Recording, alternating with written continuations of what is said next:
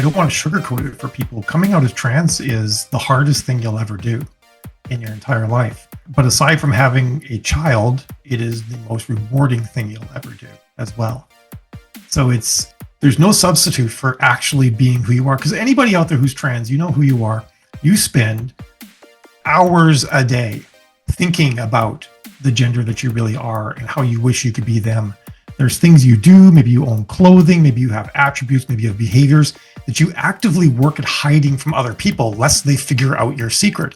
You basically feel like you're trapped and hiding all the time lest someone figure this thing out about you and shun you. But at the end of the day, really, like, why are you killing yourself and being miserable living for people who don't actually like you enough to stay by your side if they knew the real you, you know? But there are people out there who would absolutely love to be by your side if they knew the real you. So you've got these shitty people in your lives that you're holding on to for no good reason when there's these amazing people out there that if they knew the real you, they would flock to you. So it's going to be hard. You're going to lose people, but you're going to find the most amazing people you're ever going to know. Welcome to the Stark Reflections on Writing and Publishing podcast. There has never been a better time for writers. More information, options, and opportunities are available to you, but navigating these requires insight. Join Mark Leslie Lefebvre as he draws upon more than a quarter century of experience as a writer, a bookseller, and a trusted book industry consultant to explore and reflect on the writing and publishing landscape to help you make informed choices on your writer journey.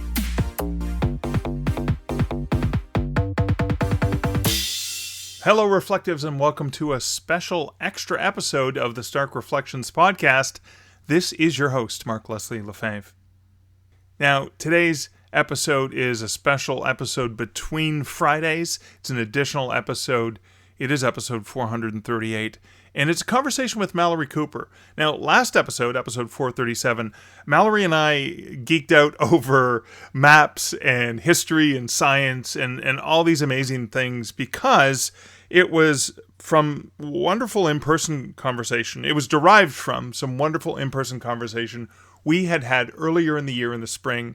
I had such a grand time. I was so fascinated, and I wanted Mal to share some of that passion with my listeners, with the Stark Reflections, the reflective listeners of the podcast, because I knew you would love it. But we also had some heart-to-heart conversations. And so when we finished that interview, Mal and I stuck around for about an extra half hour and shared some more personal things about some things that Malorie has gone through, a firsthand experience. And I wanted Mal to share that. So I wanted to understand it better myself, right? I want to continually be listening with an open heart, listening to my friends and people I care about and understanding more about their situations, which are different than mine, right? I can only understand so much given my cisgender, white, heterosexual, middle-class male, that perspective. And it's by listening to other people with an open mind and an open heart that I can learn more. And hopefully as a reflective listener, this allows you this special opportunity to hear some of the behind the scenes of the personal side of Malorie Cooper and going through this transition in the middle of a writing career, right? Where Mal's audience knew Mal as one thing, and that was not the real Mal. That was not the real person. And basically what she had to go through to get there. Now, this obviously is years later after this happened, but I think it's very prominent and it's very important and it's critical that those of us who want to be allies, who want to be supportive, who want to be inclusive and are human, and I make mistakes all the time, but I want to be better and I want to do better. Having those conversations, those difficult conversations, are really important. And that's one of the reasons why. And I felt uncomfortable saying, "Hey Mal, could you talk about this? Like, hey, can I put you on the stand here and can we talk about this?" But Mal is amazing. I love chatting with her any opportunity I get, and obviously I love sharing Mal's passion and enthusiasm for writing, but as well as Mal as a person and Mal's personal life and some of the things that Mal has gone through to get where she is today, with a very supportive friend group and very supportive family as well, and hopefully a very supportive writing community. So I'm going to forego any of the other introductory matter. I just wanted to do this introduction. This is a Between Fridays episode, so the regular Friday episode will come out as per normal, episode 439. So, without further ado, let's get into this very personal conversation with Malorie Cooper.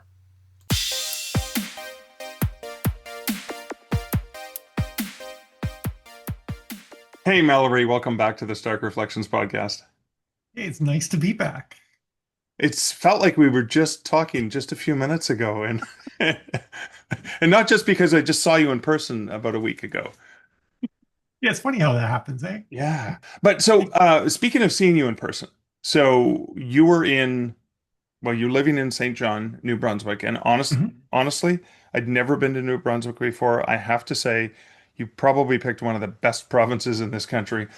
I fell so deeply in love with New Brunswick. It is such a gorgeous It province. It is, isn't has, yeah, wow. it? I mean, I moved here April 12th, and that was also the first time I'd ever been to New Brunswick. So I moved to this province sight unseen.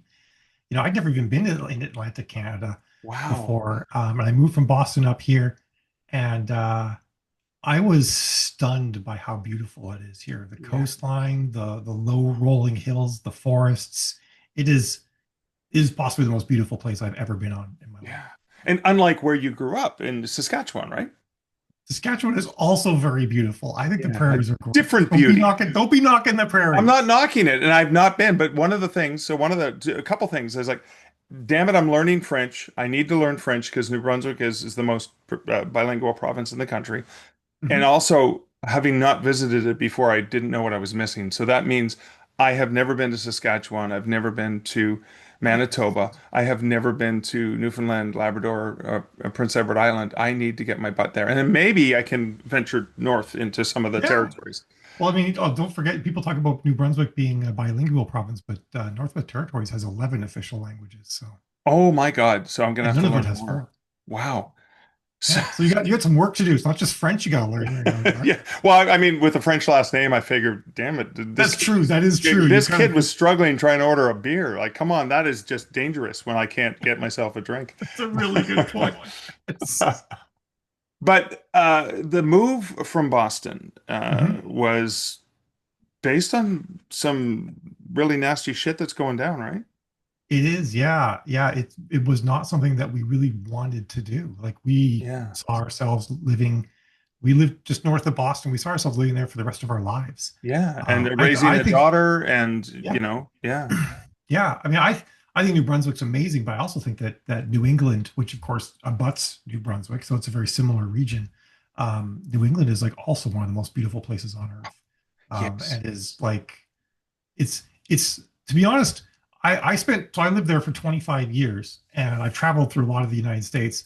New England, and for those of you who don't know, New England is Connecticut, Massachusetts, Rhode Island, Vermont, New Hampshire, and Maine. It does not include places like New York or Pennsylvania or Jersey. Yeah. New England is a different country than the rest of the United States. Yeah. It has a different culture. It has different chains. It has different everything. Like you can't go to the same grocery store in New England that you could in anywhere else in the United States. Wow. Like it's very different from the rest of the country. It has, there's buildings that are over 400 years old. The town I grew up in had the oldest European planted tree in the Western Hemisphere still growing there. Wow. Like really wild stuff like that. And it's got a really deep and interesting history. And I really came to love it. And also like Massachusetts is actually like one of the most progressive places on earth. Despite being part of the United States, which is definitely not one of the most progressive places anymore. Right. Like Massachusetts was the first large jurisdiction to no, actually, I think the third sort of large jurisdiction, not the first, to allow gay marriage. 3 years after the War of Independence, a pastor in Massachusetts said, "This is ridiculous. We can't fight a war against taxation without representation and own other humans." That's obviously immoral. So Massachusetts abolished slavery in 1778 or 79 or maybe Wow. 82, I forget. So it's like, yeah, it was 82. I think it was 1782, and it was the first place on Earth that I'm aware of to abolish slavery. Wow. So really a progressive place, and it's got its warts. Don't get me wrong. There's a lot of Yeah. warts in Massachusetts. There's a lot of warts everywhere, I think. Well, I've But heard that some women were persecuted for their religious beliefs. women and men actually. I think there's three men that were Oh, killed. yeah, that's right. That's right. Sorry. Worth noting, in the United States, a handful, less than 2 dozen people were persecuted for being witches, and in Europe there was about 50,000 people burned at the stake. A little bit So more. Yeah. Yeah. actually, I don't think burned at the stake, but there were different sort of scenarios. Well, But anyway, their lives were either cut short or made completely miserable, right? yes, yeah. So I that was an interesting thing too, because you always hear about the Salem witch trials and you think, oh, America had this big burn the witches thing, and I'm like, oh, actually, it was just like a tiny little droplet of the Spanish Inquisition that made it across the Atlantic Ocean. Yeah. Um, but it was great living there and learning the history and everything. And but the problem is, I never became a citizen. I'm a Canadian citizen. Was born in Saskatchewan. Lived 23 years of my life in Canada. Went to the States because my wife's American, and it's far easier to get into the States than it is to get into Canada, both then and now. Which is Well, really maybe not now, but not up now. until up until this year, much easier to get in the States than Canada. And I didn't realize that. I was Canada's here. the I thought hardest Canada country. had more open borders. No, Canada's considered by many to be the hardest country to immigrate into in the world. It's entirely possible that my wife might not be able to actually ever immigrate to Canada. They might deny her Even though whether Jill is married to a Canadian and has a Canadian daughter. and a Yeah, Canadian daughter. Wow. it's That's makes the Canada seem like some weird authoritarian state like the US. Canada's got warts too, as it turns out. Plenty of warts. Oh yeah, Yeah, we're definitely not a wart-free yeah, country. yeah. And actually, the reason why my wife likely will not be able to come in, well, not likely. I'm remaining very optimistic. She's pretty worried, but she has congenital heart failure, and Canada does not like to let sick people into the country. Right. Yeah, that's true. Yeah. I think we talked a little bit about that when we Yeah, were so having dinner. Wow. that's So, that might be rough. I will make a stink though. If oh if yeah, that yeah, for happens. sure. And we can protest and Yeah, I'm gonna go visit Carney and be like, "What let the Jill fuck, in. dude?" Let Jill Yeah, in. exactly. Why did you leave the US? It was leaving the U.S. Sorry, I Yeah. was Like you came to leaving this Canada. beautiful province that Yeah, we agree is gorgeous and yeah. spectacular. Actually, I think actually moving it back up to New Brunswick is actually more silver lining than dark cloud, to be honest. Yeah. It's amazing up here. But so I never became an American citizen, although not that that would offer me any significant protection, I feel like. And I'm transgender, I'm queer, and the United States seems to really want to pick a fight with Canada right now.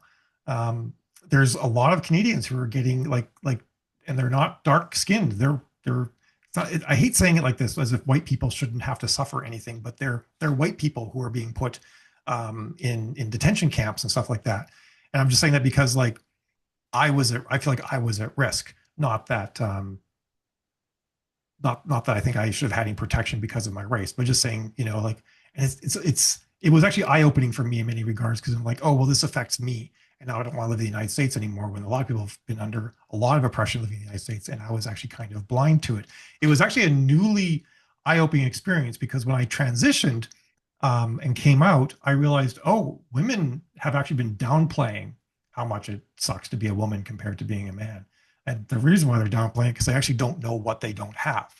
They don't And yes, you had realize. that experience of Yeah, being treated like a man yeah, and then being treated like a woman. So you got yeah, that. It reminds me of the old Eddie Murphy sketch where you remember from SNL where he put white makeup on his face and he yeah, tried to masquerade as a white guy and he had no idea what he was missing, yeah, which exactly. was Yeah, satire. But you actually had the experience and went, holy crap. I mean, women don't complain at all compared to the bullshit they have to deal with, right? Oh yeah, I've men do mansplain to other men, absolutely, but they do not mansplain to the men the way they do to women. I had a guy mansplain fire to me, and he knew I Fire. was a science fiction author who he'd read my books. He knew what I knew. He knew like I'm discussing particle physics in my books, and he felt the need to mansplain fire to me. Um, Wow. I mean, you're a yeah, woman, so what the hell? and Like, clearly I don't know what fire is. Yeah. So I actually, and I talked to a lot of women. They're like, "Thank you for validating everything that I've suspected all along." wow. Um, and so that was an eye-opening experience. And my takeaway from that was that when people are oppressed and they tell you that they're being oppressed and marginalized, believe them, because it's probably true, and I'm not surprised that it's happening. When you're at the top of the heap, you can't see what it's like. It's actually impossible to have an awareness of what other people are going through, because you're like, hey, like, and this was me. Like, I don't know, I didn't go to university. I was just really smart and knew computers, and I to this day have never been unemployed a day. If I wanted a job, I just walked into a place and got a job. Right. Um, and what I didn't realize, and like, I'm like, you can open any door you want. No one's stopping you from doing stuff. Just work hard. And what I didn't realize is that I saw all of these doors everywhere that I could open. And for other people, the doors are boarded up and or invisible, like they're just not there because I saw those doors evaporate. I'm in the science fiction community, which I'm not going to put too fine a point on it. It is the most conservative writing community there is. Every other community of writers is far more liberal. Sci-fi is the most conservative. I lost half my friends. I have like no connections in the sci-fi community anymore. And I was like I was connected to everybody. I was talking with all sorts of authors and doing all sorts of things. And like no one talks to me anymore in the sci-fi community. Um, Wow. But I mean, oh yeah, and and that yet happened. That was like that. it happened. Well, yeah. I mean, and I only ever knew you as Mallory. Yeah. Right. So I was like, who's that striking woman over there? It's like, that's Mallory Cooper, science fiction. I've never heard of Mallory. So, well, Mallory writes under MD Cooper. Oh, I've seen those books. So Yeah. Mallory's been around for a while, but you lost your like half of your fan base and even Mhm. half of your friends in the author community. I mean, I've always Yeah. known you to have lots of friends. So Yeah. so you must have had way more friends. And Yeah. obviously Well, for the fans, you still had a huge base then, right? yeah. I mean, I lost half my fans, but I still had a big enough base that I could make a good living off of it. And I think one of the things that happened actually after I came out, after losing a lot of my author community, is that when you live authentically and vulnerably, people will actually be attracted to you, like want to be around you. Because if you're authentic and vulnerable, you're unlikely to be a liar. And people don't want to hang out with liars. They like hanging out with trustworthy people that they feel comfortable with. Right. And so I think people sort of like saw me and thought like, well, there's a person who's not going to judge me because she's super weird. Because not only is she transgender and queer and this crazy sci-fi author, but she's wearing all sorts of outlandish cat suits and weird outfits and stuff like that. So people would see me and they'd just be like, well, this is a judgment-free zone. And they're Right. right. I live in a judgment-free bubble, and I invite other people into it all the time. So my actual community of authors grew exponentially actually after I came out, just not in some of the same circles that I was in before. Right. Wow. So I think we had talked a little bit about this when we were having dinner, and you talked about that in some spaces it's people talk about having like this radar for safe people or people who are Hmm. judgy or whatever. Yeah. Has that been refined in you in terms of you get into a community and you're like, oh, okay, this person's has issues, I can tell, or Yeah, yeah, I've definitely. I used to be completely oblivious, to be honest, about that sort of thing. Partially because I'm autistic, and so I don't always pick up on things like that. right, But also because I mean, I'm 5'11", blonde hair, blue eyed. Like I kind of floated through existence without having to worry too much about any sort of discrimination or anything like that. So at the beginning, I had no idea. And I right, was also like I would do things like, walk down a dark alley or something like that and not worry at all. And then after transitioning, I'm like, I could take one dude, sure, but can I take four? Absolutely not, yeah. you know. And I was in a couple of situations within about 5 months of coming out where I was like, I am unsafe here.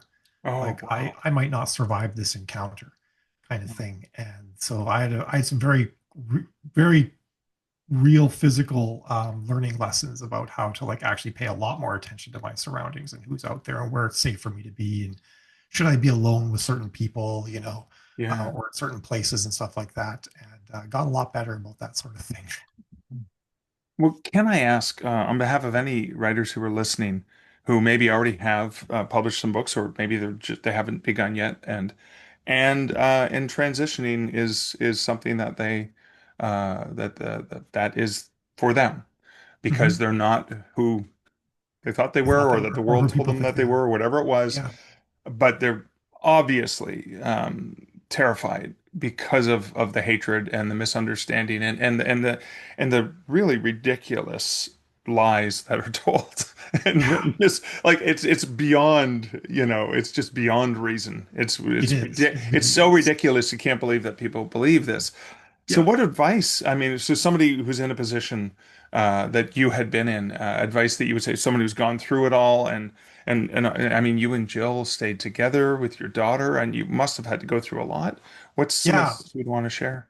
Yeah, there was, I mean, yeah, the fact that people look at me and they're like, "Oh yeah, Mallory, you kept your family and all that." That wasn't a given.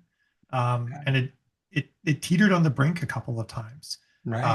I lost half my family, I lost half my friends, I had lost half my readers, and I quite honestly am probably like in the transgender 1% as far Yeah. as like, You were um, lucky. And that you mean being that you were lucky? yeah, Yeah. yeah, I mean, like I kept my job, all Yeah. sorts of like I didn't have to worry about employment.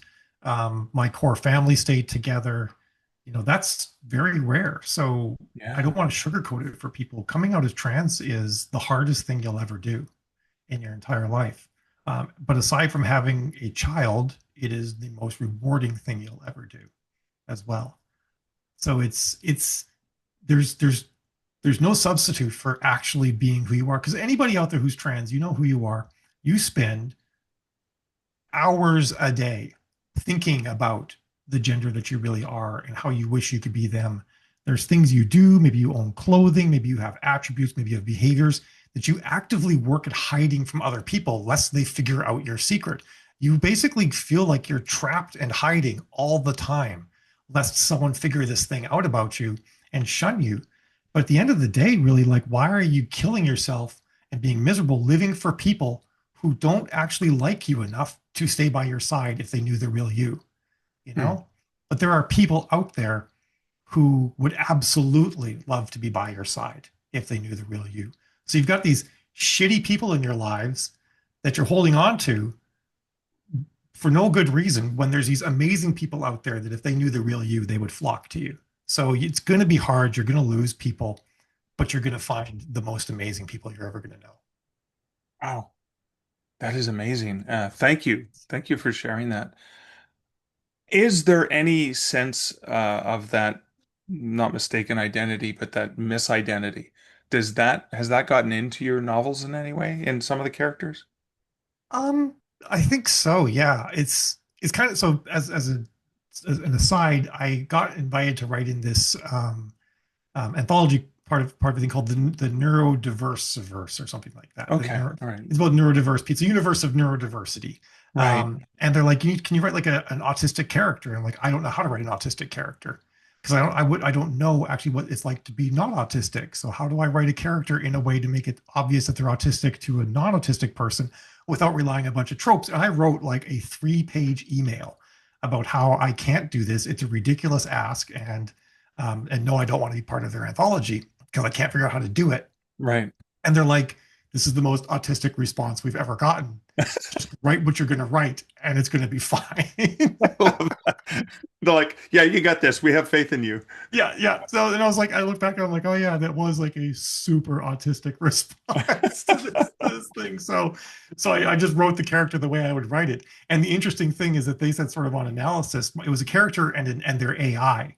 They're like, the character is actually autistic and your AI is not. You actually wrote a non-autistic AI along with the character. And I'm like, huh, that's interesting. Ah, Um, so anyway, so so I think there are characters in my books that are struggling with identity and who they are in very similar ways that I did.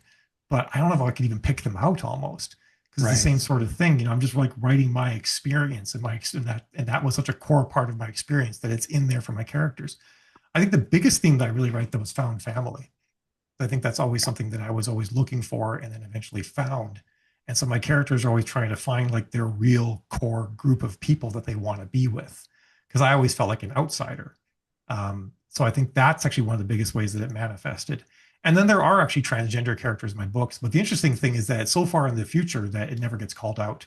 You just might Right. notice someone's pronouns change partway through a series, and no one ever Oh, says anything about it. it's just yeah, like yeah, it's accepted. It's not a Yep. big thing. Yeah, Wow. exactly. Yeah, Wow. because I write very far future science fiction. So I'm like, what if I wrote about a future where religion doesn't play a role in people's views on the world anymore? Yeah. Where we don't have Bronze Age documents telling us what morality is, which is ridiculous because modern civilization is significantly more moral than any religion. So it's sort of a weird thing. So there's none of that, and inequality between the sexes is 100 generations in the past. Yeah. All sorts of things like that. So I did a lot of thinking about what it'd be like to write like that, and I'm like, you know what? I don't even know if the words gay, lesbian would even exist. Because Right. people just like love whoever you want to love. We don't give a crap. Yeah. Well, I mean, yeah, I think it's humanity is the only species that has homophobia That we know or of. Yeah, or that aspect because pretty much every other species is open yeah, in that way. Wow. yeah. So Penguins certainly don't go after the gay penguins. yeah, yeah, I haven't seen that. No, me either. Not even in the cartoons. No, no, it's true. Yeah. Well, except well, what the one penguin, remember that meme, that early computer meme was the GIF or the GIF where the penguin's walking and the other one smacks him and he trips him into the water. Have you seen that one? I'm sure he took his fish at some point, though. That's Yeah, what that's that was right. from. That's right. That was Yeah, one of the earliest times I remember watching something over and over and giggling like a kid. yeah. So so you've done countless talks on stage and podcast interviews and workshops and been interviewed as an author as well as an expert in the industry. I thank you for giving me a chance to ask some more sensitive questions of things that I Absolutely. really honestly wanted to get the answer for, not just for myself, but to also for listeners who are curious and want to know and want to understand better. Is there a question that you would maybe want, hoping that I would ask or that someone would, or a question that'd be like, hey, I really have a great answer for this? On the spot now, I can't think of anything. Yeah. Uh, That's okay. Wow, this is the first time. That's cool. Normally I lob a question at you and knock it out of the park. So this is yeah.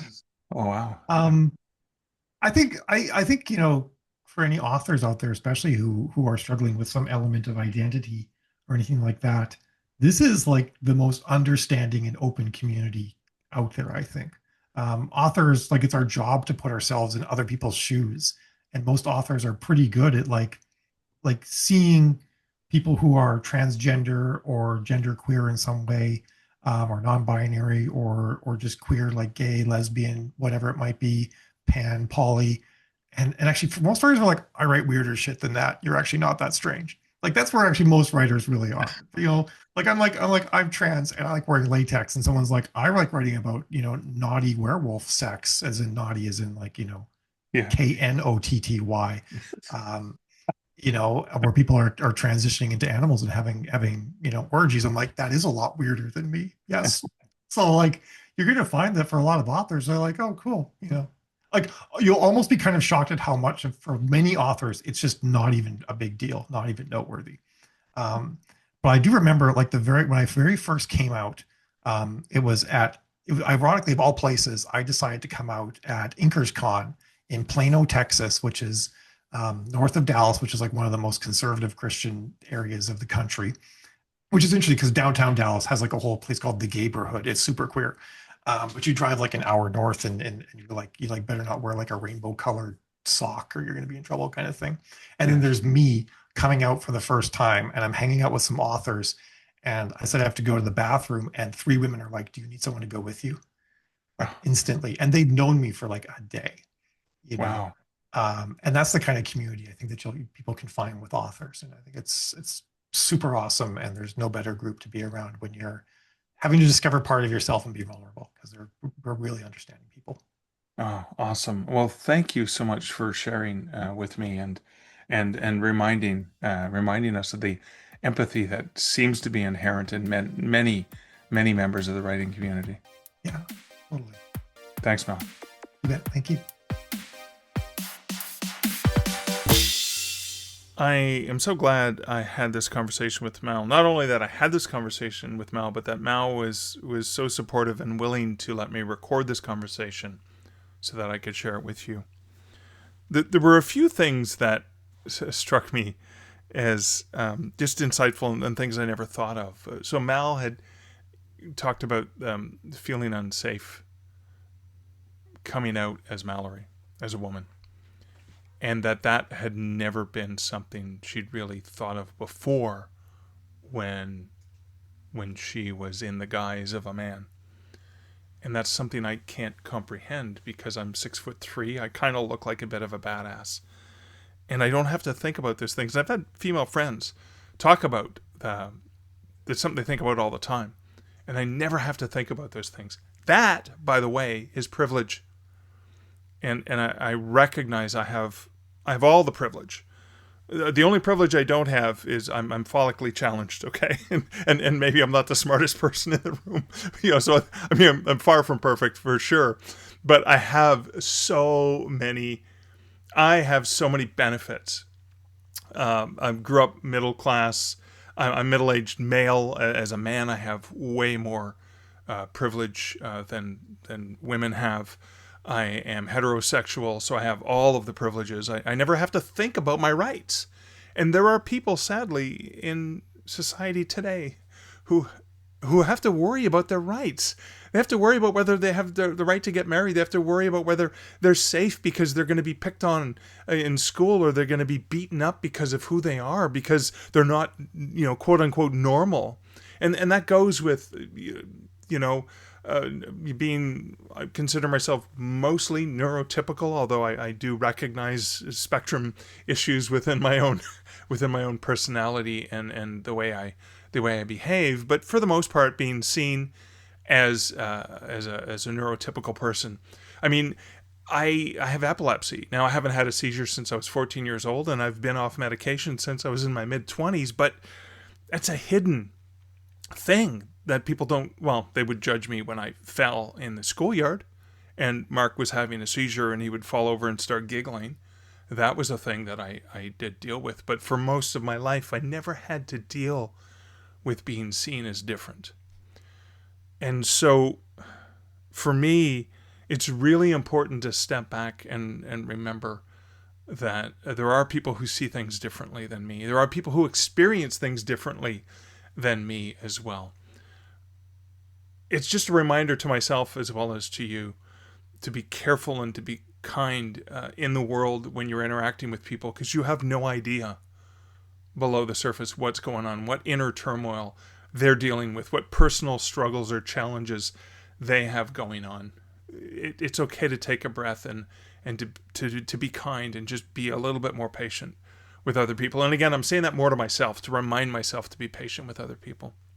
The last thing I want to reflect on is sort of towards the end of the conversation, we talked about Mal's novels and the recurring theme of found family. And I know I've talked to many other authors where that's a really important element. Now, obviously, particularly in Mal's situations, that found family is a very important thing. And there are several other folks that I know have experienced that. I mean, personally, found family to me, I remember the first time I experienced that in a really powerful way was when in my small town in mid-northern Ontario. I mean, and again, I was the weirdo guy who wanted to do fiction and writing and stuff like that, as opposed to being sports and hunting and fishing. I did kind of like fishing, but you know what I mean? I wanted to do these non-male traditional things.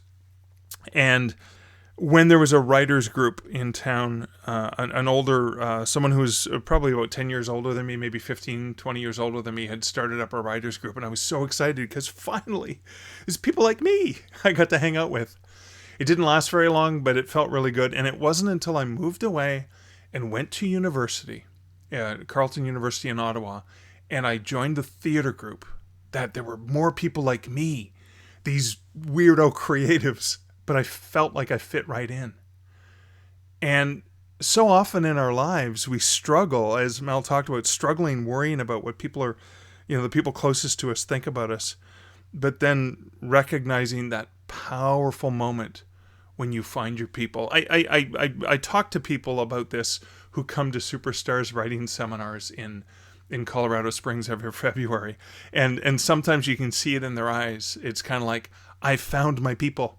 These are my people. And it may be the first writers group you've been at. It may be a conference you go to, and your people are there, and that's your family. And that is such an important thing because, our families love us and they support us and they nurture us and or they don't. But the people who we share certain passions with, whether it's the passion for writing or the passion for creativity, the passion for theater, any of those things, is such an important element. And that's why I encourage you as a writer, as a creative person, if you're in a situation where you feel like nobody understands you, whether it's your creative self or another element of yourself, know that there are people out there.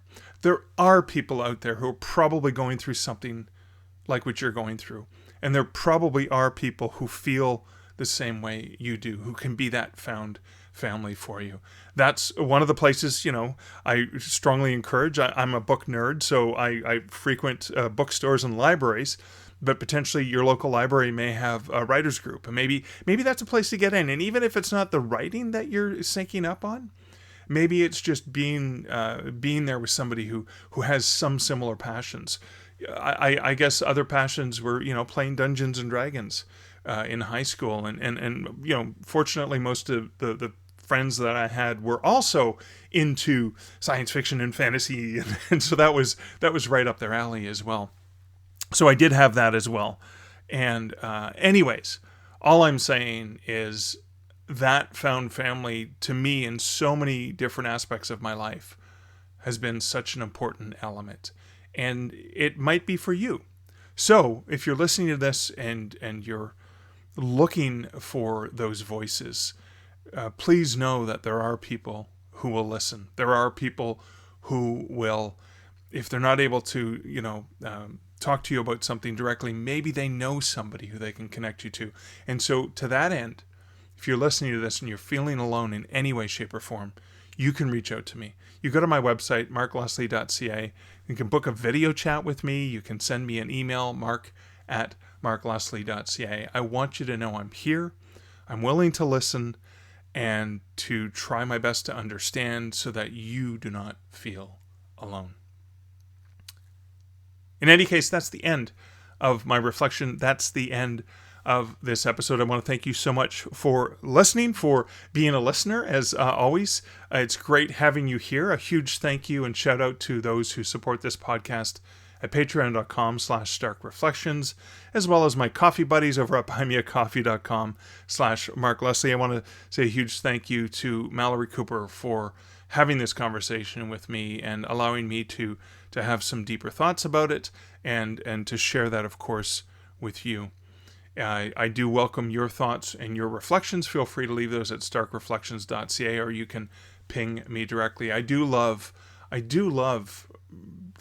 understanding and learning what you're reflecting on as you're listening to these episodes. But until next episode, this is, as always, Mark Leslie Lefebvre wishing you, dear writer, great writing and good Stark Reflections.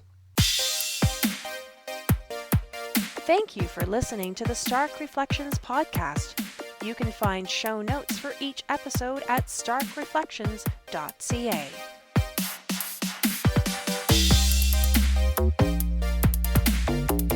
The music for this podcast, Laser Groove, was composed and produced by Kevin MacLeod. Check out more of Kevin's great music at incomptech.com.